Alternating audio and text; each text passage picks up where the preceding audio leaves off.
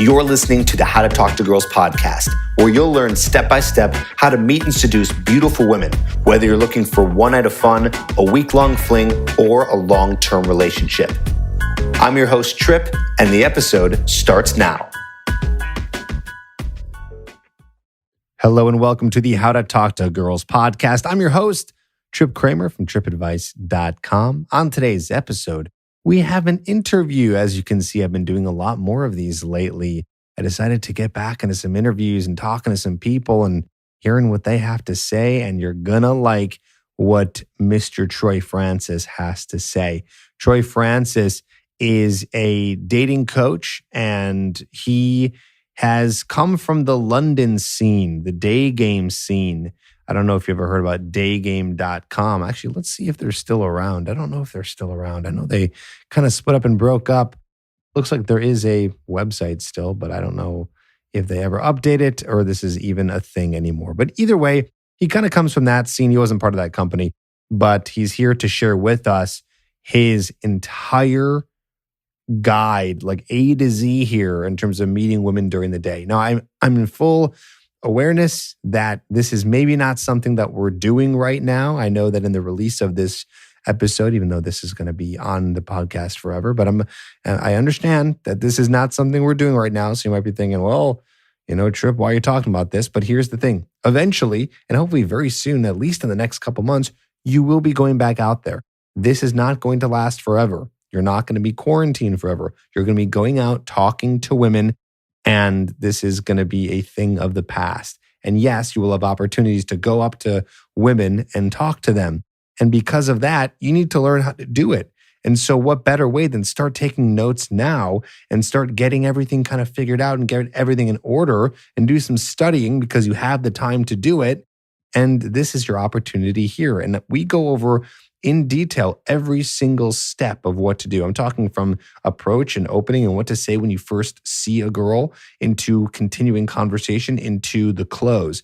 And I'm telling you, Troy has got some really cool concepts, really cool techniques that make meeting women during the day so stupidly simple. I know that it's still challenging to go and talk to women. You might be dealing with some approach anxiety or conversation skills, but he breaks it down into its most simplest form so then you can go out and practice that and it becomes easier. So this is the easiest it could possibly be because it explains so simply. So I kind of call it the Daygame Masterclass because it's everything about approaching to close, and you're going to get it full right here.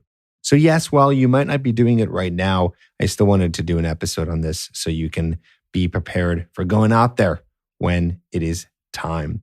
So take notes. This is a note taker for sure, because you're going to be going and getting here some of the actual step-by-step techniques to do. And you might want to try to remember them instead of trying to come back here and listen again. Just write it down. Although, of course, you can always come back and listen. But yeah, take notes and really try to think about what this is going to be like when you're finally back out there meeting women. I'm going to stop rambling and let you listen to the episode. Here's my interview with Troy, all about meeting women during the day.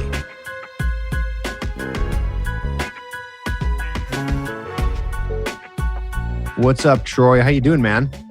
All good, man. All good. How are you, sir? I am doing just fine, even though the world is crazy and we're a little cooped up. But I'm doing just okay. And you're located in England, right? Yes, I'm in lockdown London as we speak, in my secret bunker south of the river. So yeah, it's a strange time for sure, but there it is. We have to go through it and we will come out on the other side. So yeah, you were saying earlier that you feel that there's going to be like an explosion, like, eventually when we're out of this, there will be some good stuff happening. Maybe you can talk to a little bit about that. Well, I've been saying really for a while, since the lockdowns and restrictions came into play, certainly in the UK, my feeling was initially this is not good for obvious reasons, the virus and also the implications on everyone's social life. But then I started thinking about it and I thought, I suspect what's going to happen here is that we're going to see, because everyone's repressed at the moment and they're forced into this really weird situation where nobody can go out and talk to each other and socialize. I think what we're going to see on the other side of that is basically like an explosion of sexual activity when we come out on the other side, which if you are in the game and you're looking for dating opportunities or indeed relationship opportunities, I think the playing field is going to be wide open as we start to come out of this. And actually, to some extent, even before, I mean, I hear stories about, things that are happening in terms of online dating and so on, even under the surface now. But I think certainly by the time the restrictions start to get lifted, it's going to be pretty crazy. So guys would be advised to sort of be prepared for that and to get themselves into the best shape for game as they can. And so you think that they can do that now in preparation? I think they can, yeah, definitely. I mean, look, there's two sides to this, because on the one hand, I'm a very practical sort of guy. Like, I think something like games, something like interpersonal dynamics, it can only be learned by going out into the field and actually doing it, actually going and talking to girls, actually having interactions, right? Having said that, we are all in this very unusual position where, to a large extent, that's off limits just for the moment. And so there is a hell of a lot you can do. There's a load of material out there, your own stuff. I've got stuff on my channel. There's a wealth of material out there that guys can look to. I've got a course coming out at the end of April, which I'll maybe talk about in a bit. But there's so much stuff that's out there, and you can really work on yourself a lot during this period. And you can do self-improvement type stuff, and you can even do exercises. Like, one thing that I advise guys to do is actually talk to camera, record videos of yourself talking to camera. You don't have to put them out on YouTube or anything, but just the act of doing it will get you better when you're in an interpersonal interaction with a girl. I like that. That's a really good tip, because if you think about it, when you're talking to a camera, you have to look right into the camera. So boom, there you're practicing eye contact. And yes, it's a little bit more difficult to, it's not a person, so they're not going to be talking to you where you can listen and work off of them. But at the very least, you can work on talking to someone, practicing eye contact by looking.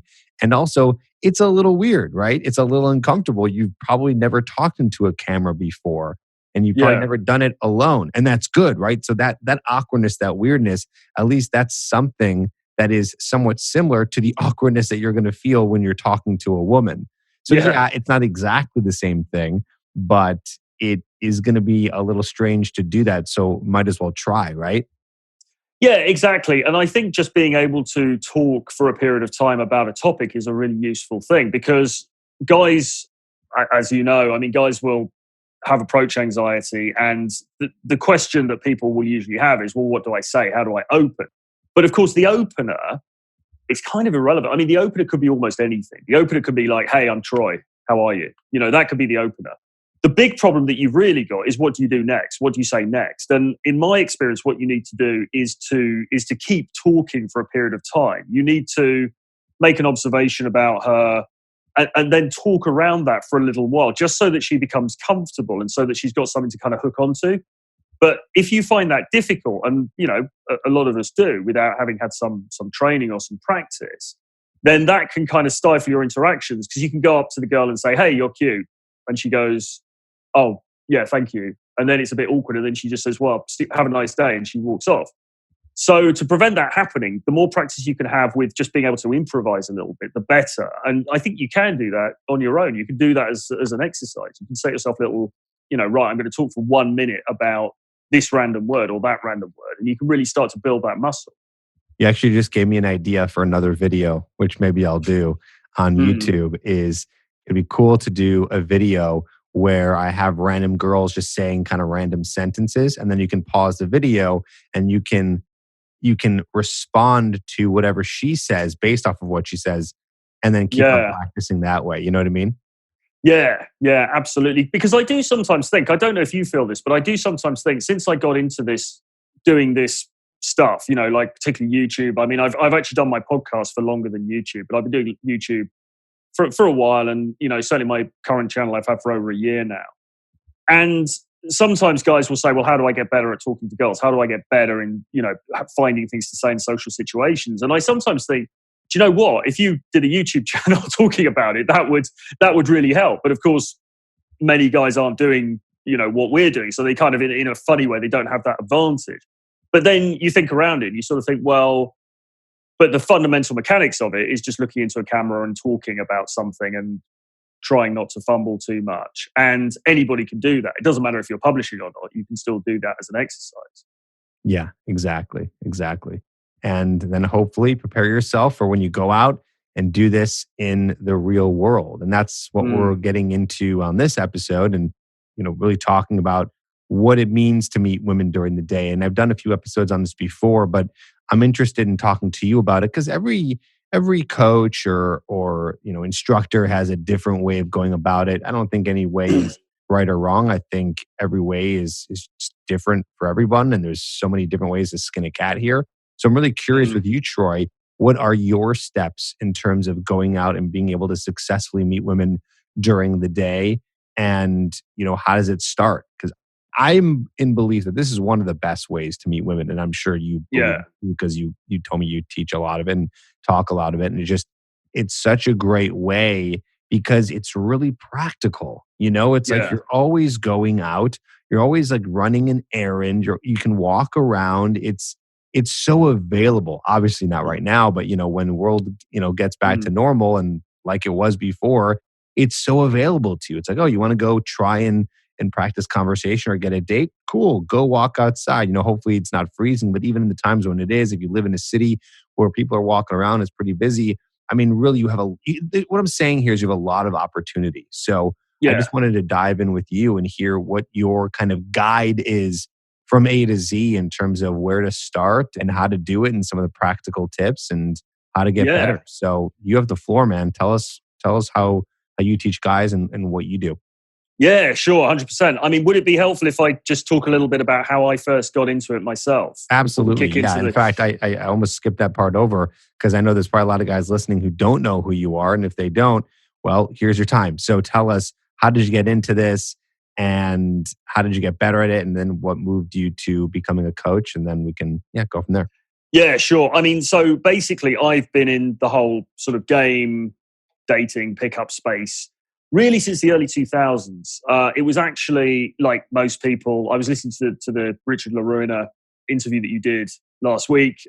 And, so many of us say we read the game and then we got into this space. And that's kind of exactly how it was for me, really. I had been living elsewhere in the UK for a while. I'd moved back to London full time. I was sort of relatively kind of drift in terms of not having so many friends here. I mean, I had friends here, but not, a massive social circle at the time.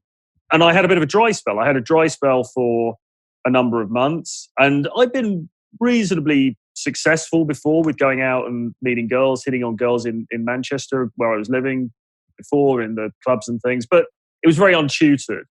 And I was in London. I had a bit of a dry spell for that period. And so I read the game and then I thought, okay, there's a way forward here. And I'd always sort of previously kind of shied away from pickup material, if you like, because it all felt, it just felt a bit sort of seedy in a way, and a little bit sort of, I had the block that a lot of guys have, which is to think that I should just know this stuff intuitively. I shouldn't have to learn this stuff, right? So, but anyway, I went onto a forum that was very local to London that doesn't exist anymore. And there was a lot of guys on there at the time. I mean, I think Gambler, Richard LaRuina, I think he had been on there.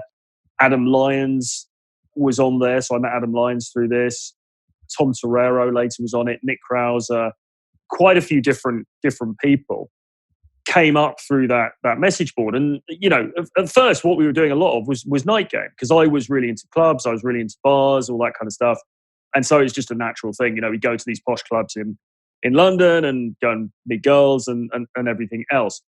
But there was always sort of like a day game element to it. I remember before we would go out, sometimes you go out in a group of people from the forum, and we go into Leicester Square, which is the, one of the main busy sort of tourist kind of stroke theatre type areas here.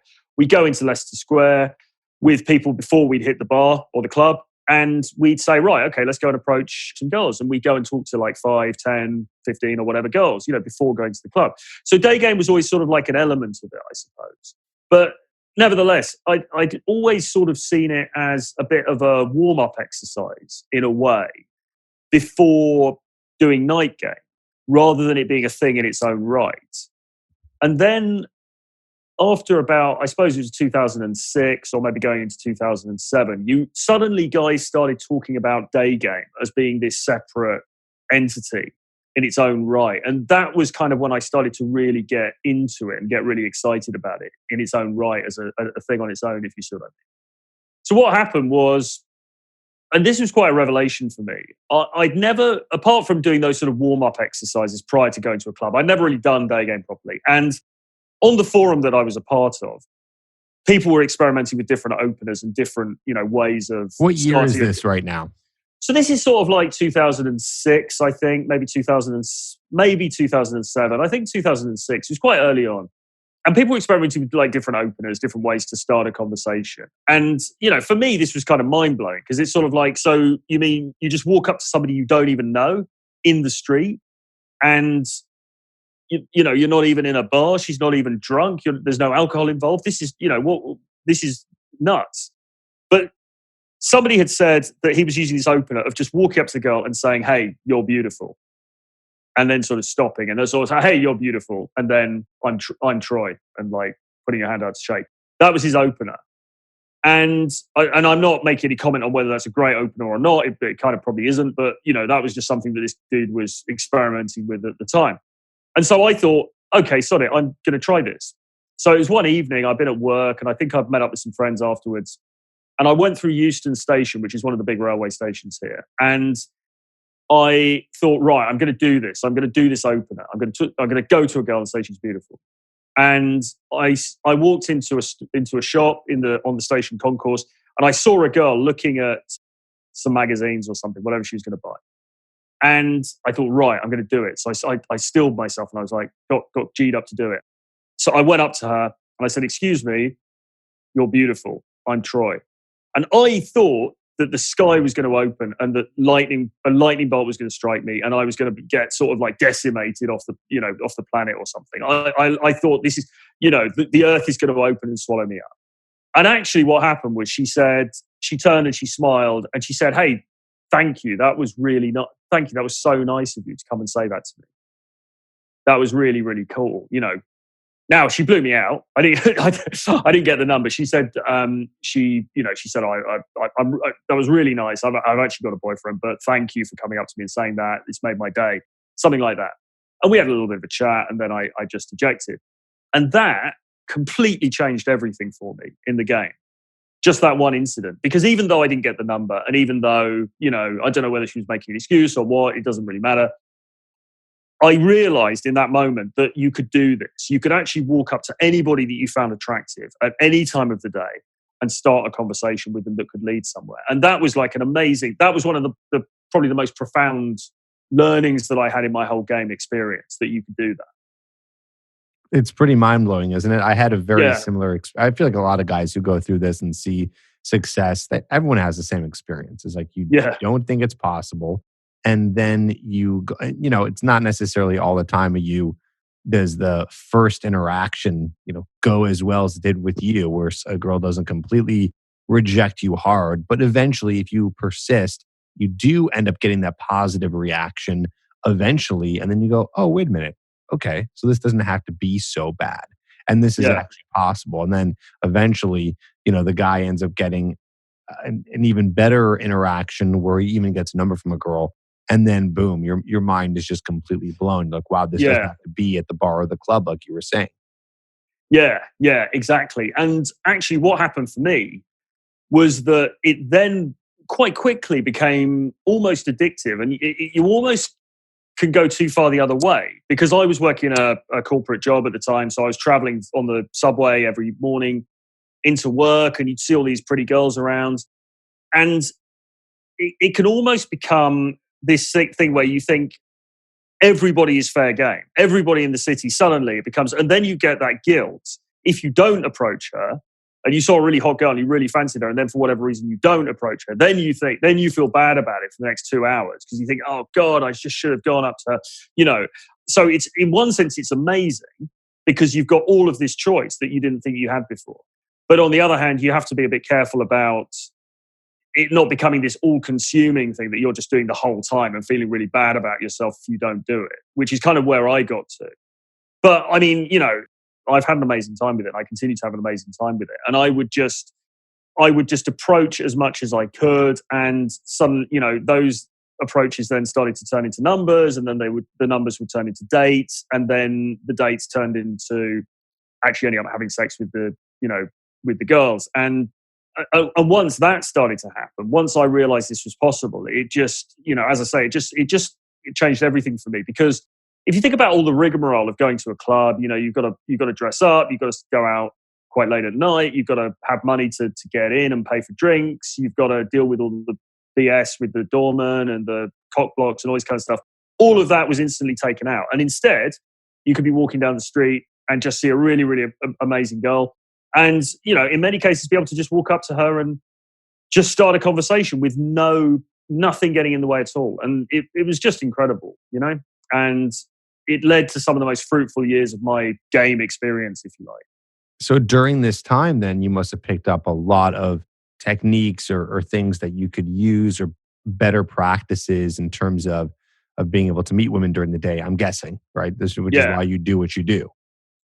Yeah, absolutely. So in terms of actual techniques, I mean, I experimented with just all kinds of different things. I mean, at first we were doing pretty much mystery method, because that was the main thing that people knew about. So everyone had read the game, they'd read then the book Mystery Method.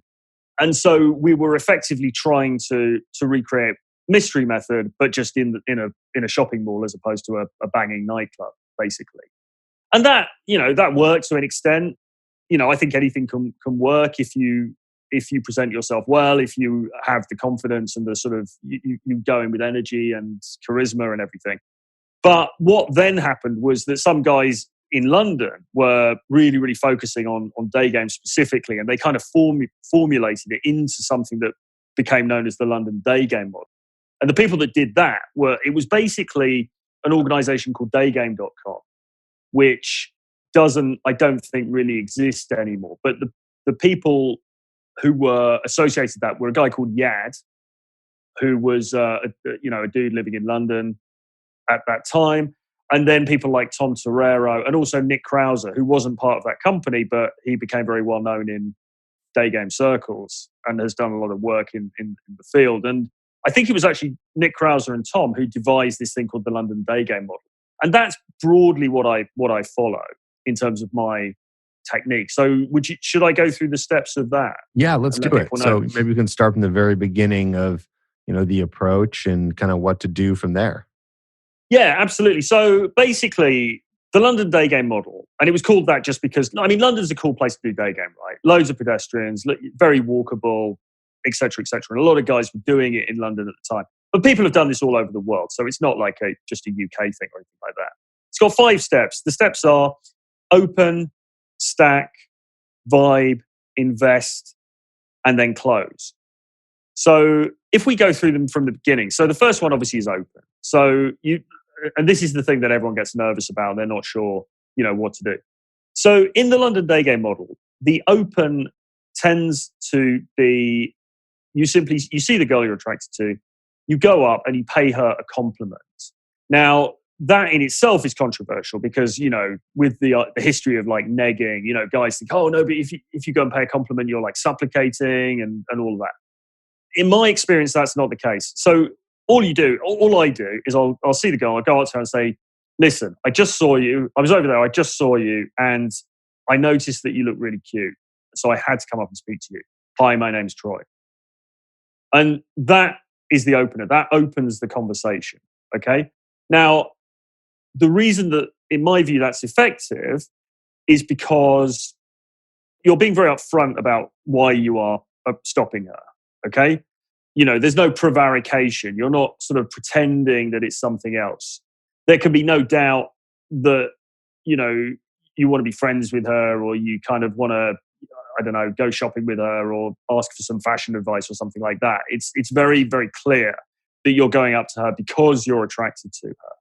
And I personally really like that as a way of proceeding. I don't know how you feel about that.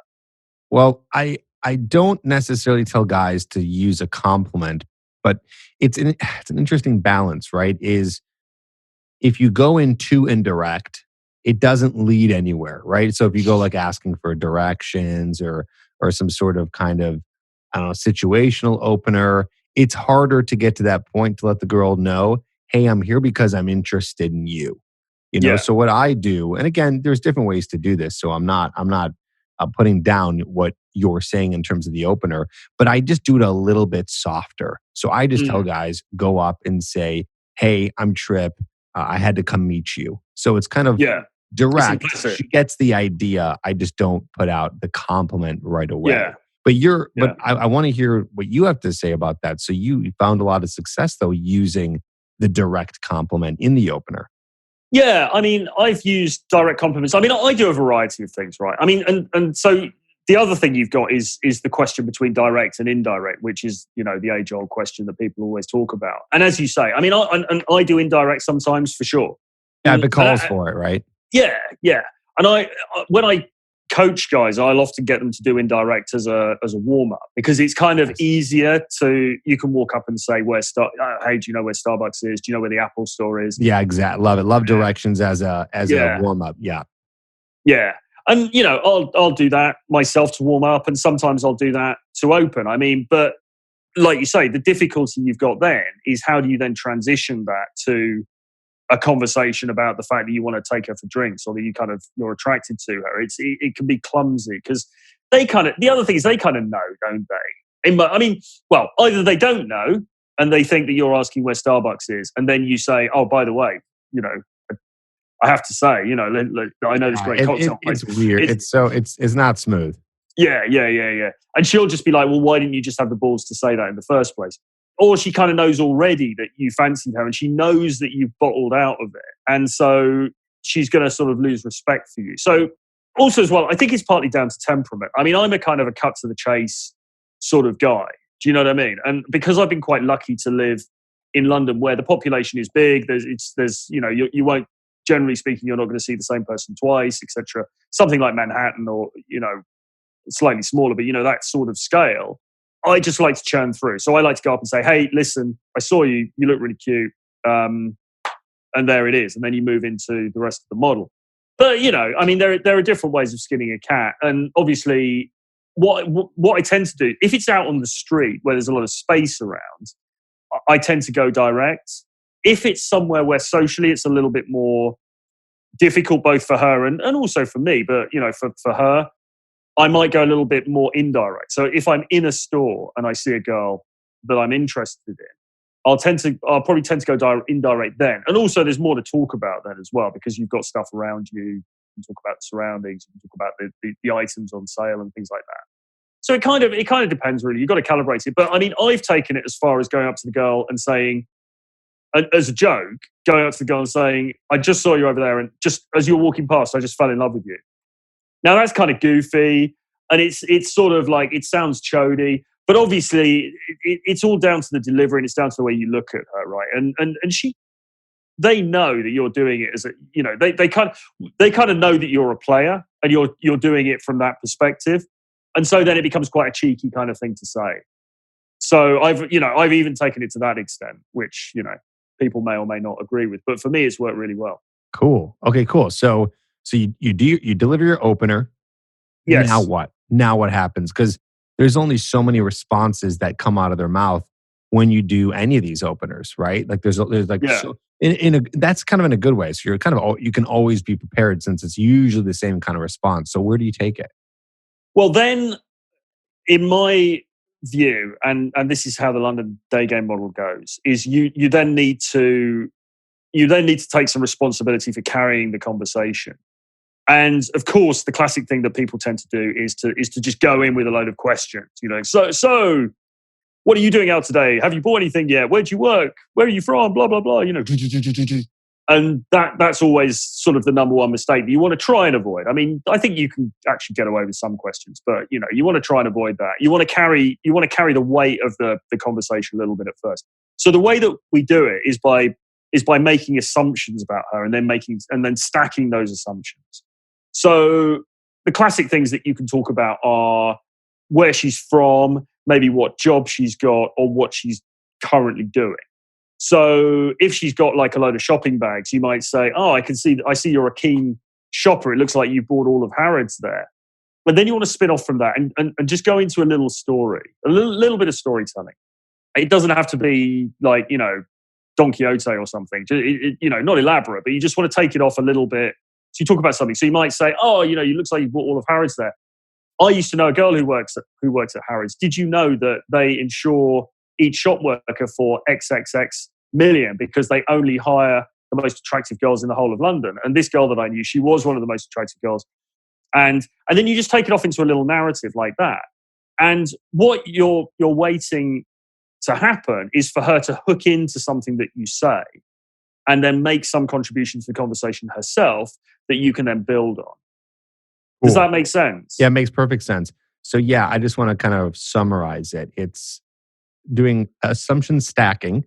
Yeah. And you're doing that based off of, you can guess where she's from or where she lives. You can guess what she does. You can guess what she's been doing that day or something that she's been doing. So you kind of gave an example based off of she was holding a bag from the department store, Harrods, or maybe whatever, groceries or something, but you related it back to shopping.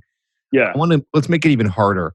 So if the girl is not holding anything and she's not walking a dog, and so at that point, do you just go to guessing on where they're from or what they do for a living? Probably, yeah. I mean, one of those two tends to work well. So you might say, I mean, obviously, here it's quite international, so that's usually quite a good go-to. I mean, obviously, if you're in an area where it's less so, that might be more problematic. But, I might say something like, oh, you look really Spanish. I was in Barcelona only last week, as it happens. And I tell you what, we saw some crazy stuff there. I was in Las Ramblas, which is that area down near the marina, and we were in this club and everyone was out partying and drinking. And all the Spanish girls there were crazy. They were just like dancing on the tables. So, then you go off into some story. I'm not saying that you just make it up and it's complete BS. I mean, if I hadn't been in Barcelona, I might not say that. But that's sort of an example. You want to pull a story out and just sort of try to keep talking for a while. It's good if you can tease her in some way within that as well. So in that example, what I'm always trying to do is when I come into contact with the girl, I'm always trying to position her as the naughty one, position her as being the sort the of bad trouble, girl, the troublemaker.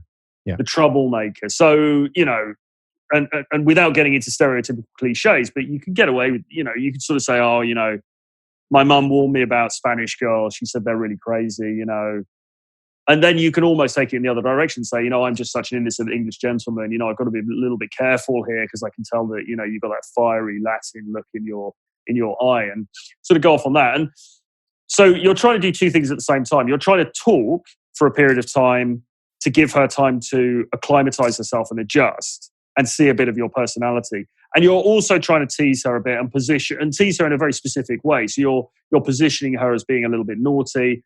And underlying that is the suggestion probably that's a little bit sexual as well. You're trying to bring some of that energy into it. Cool.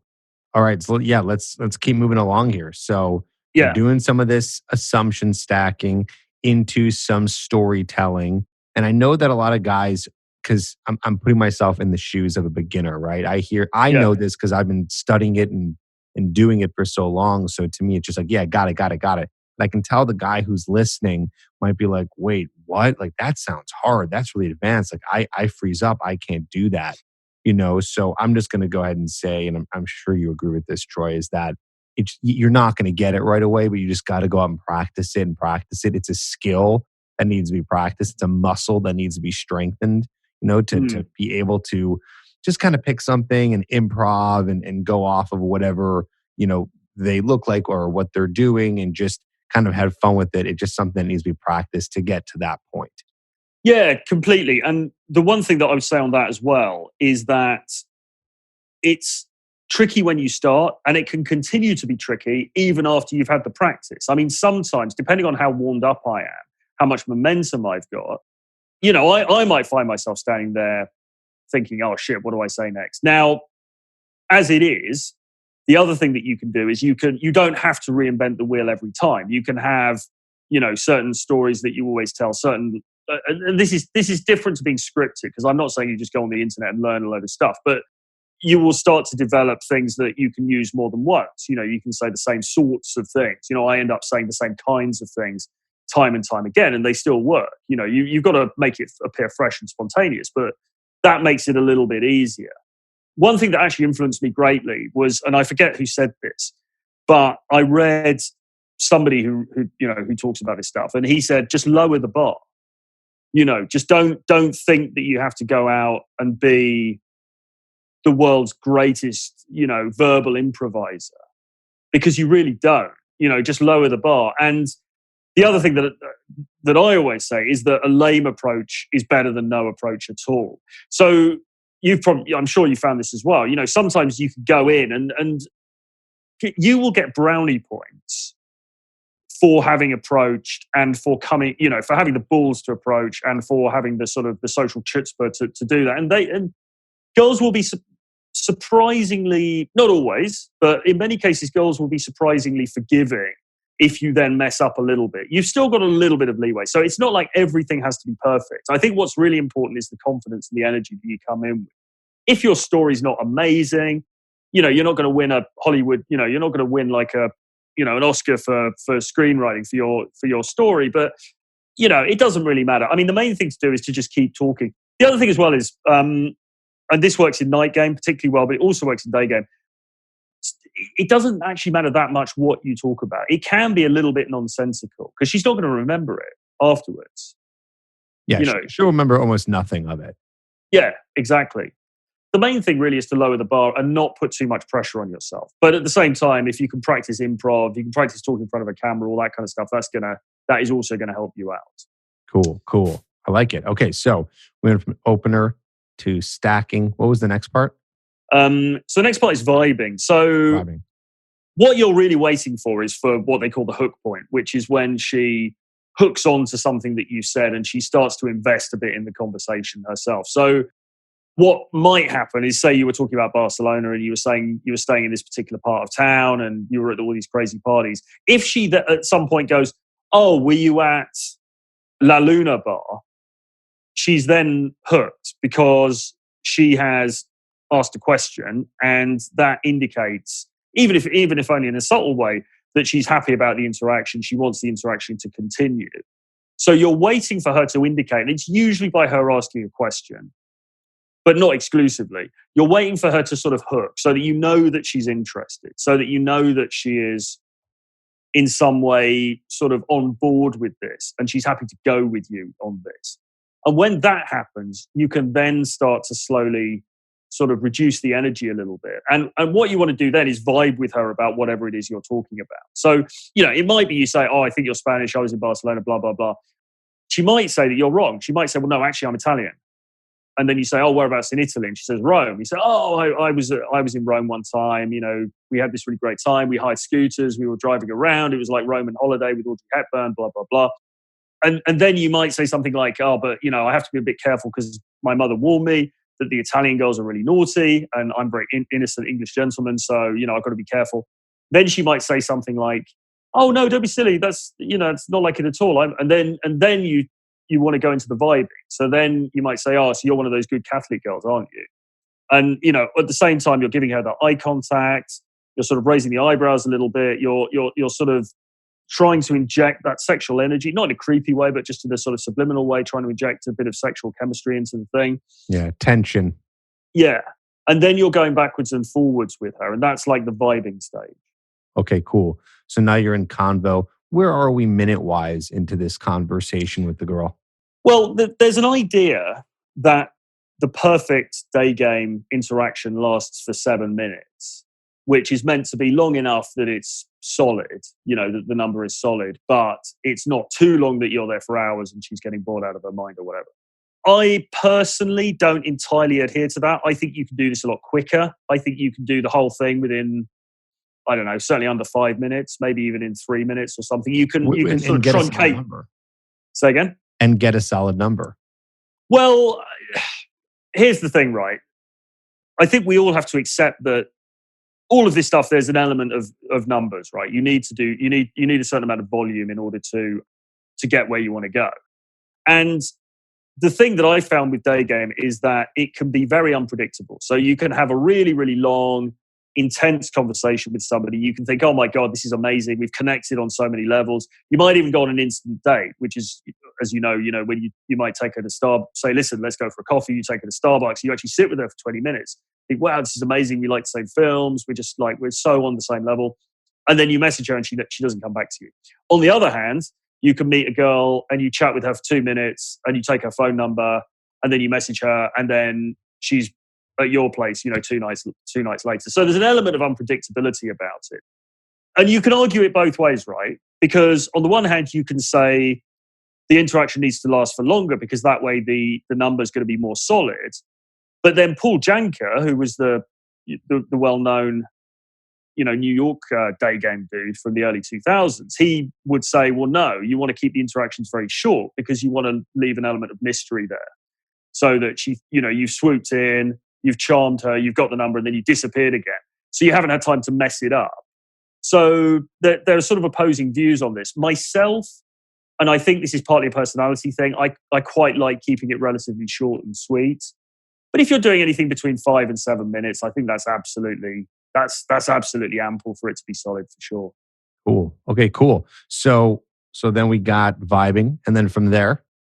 So then you've got investment. And this is basically, because what you want to avoid is the whole thing being too fizzy and too sort of ephemeral and surface level, right? Because what can often happen is, and you see this on YouTube videos, or you used to see this on YouTube videos, you get guys going up and doing these crazy like stunts, or going, I'm going to go and get a phone number dressed as a banana, or some crazy wacky thing. And the interaction may look good, but it's not very grounded. And so then the number's more likely to flake because that girl's going to think, well, when she gets home, she's going to think, well, that guy was kind of, he came up and he did all that stuff and I gave him the number, but I don't know anything about him. Is he just some player? Is he just some pickup guy? And this is, again, what the London Daygame model teaches, is that you want to sort of bring the energy down a little bit when you know that she's fully hooked and invested, and just sort of chat a bit more normally. So you might say, well, look, actually, I kind of work over there. I was just going to pick up some stuff. Talk a bit more about your just the mundane reality of your life, so that she can understand that you're a real human being as opposed to just some caricature or like a street entertainer or something like that.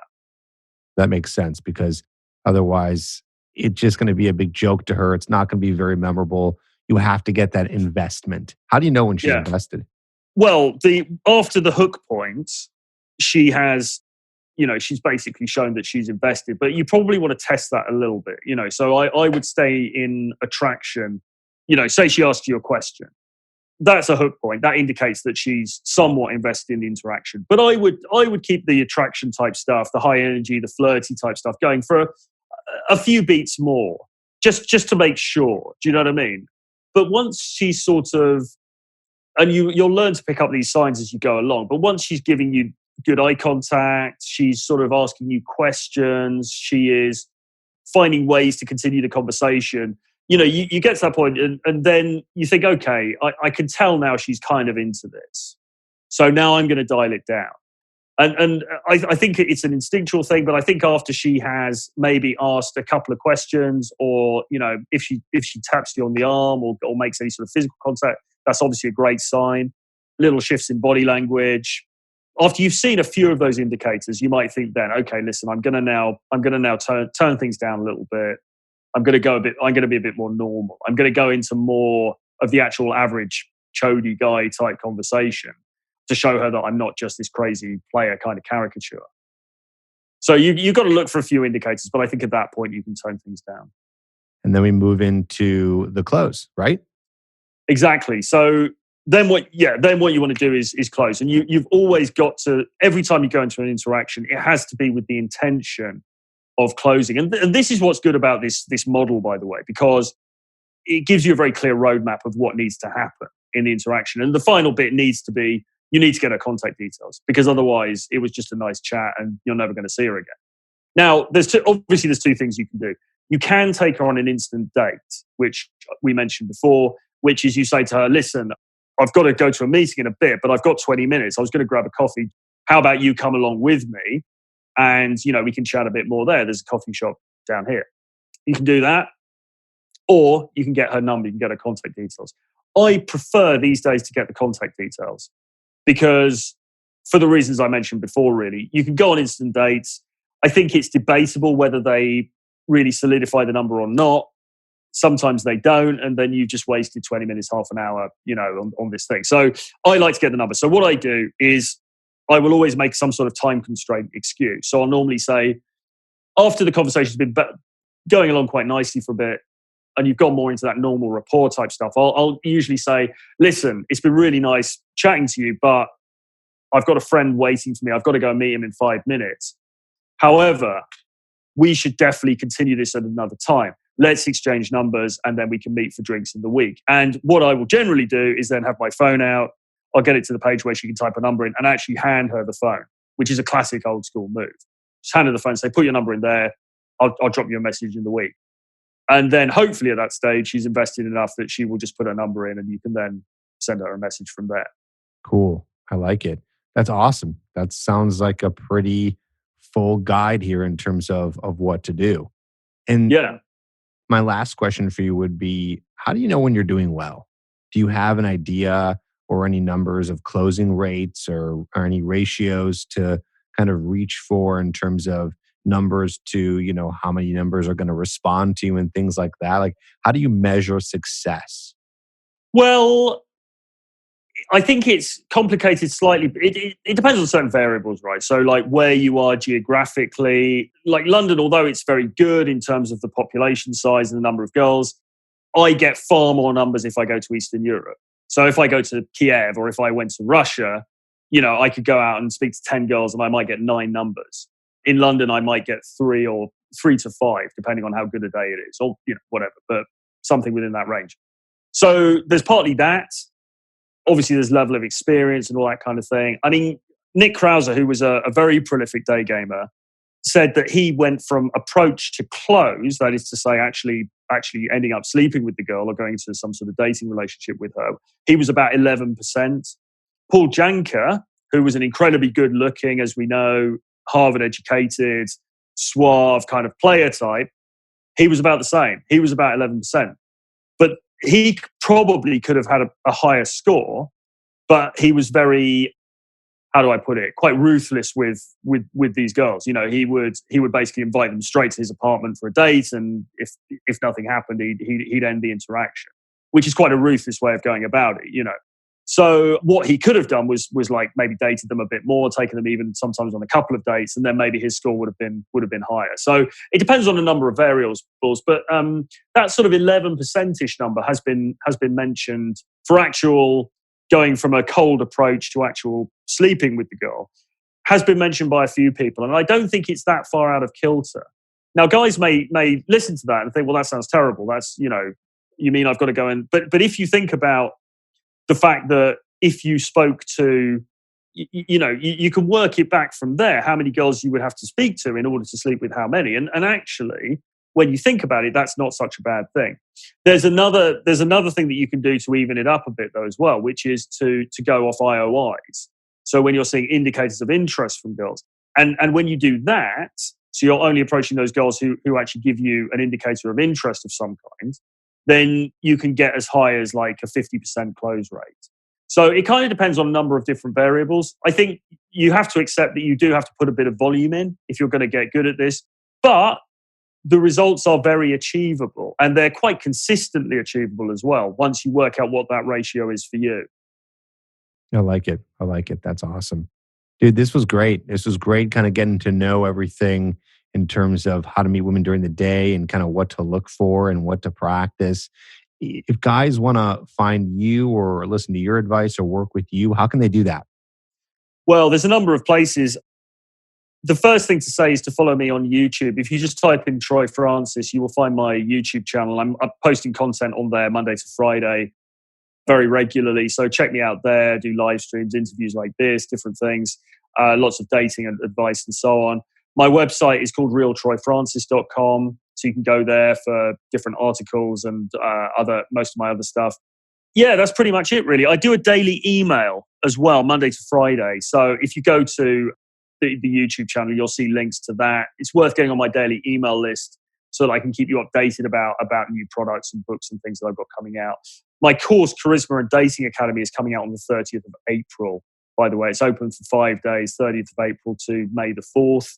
And that goes through really a lot of the inner game mindset type stuff you need in order to be successful with Daygame and also with Night Game as well. And then in the final section, I go through a very comprehensive full breakdown of my sort of game model, if you like. So that's something to look out for as well.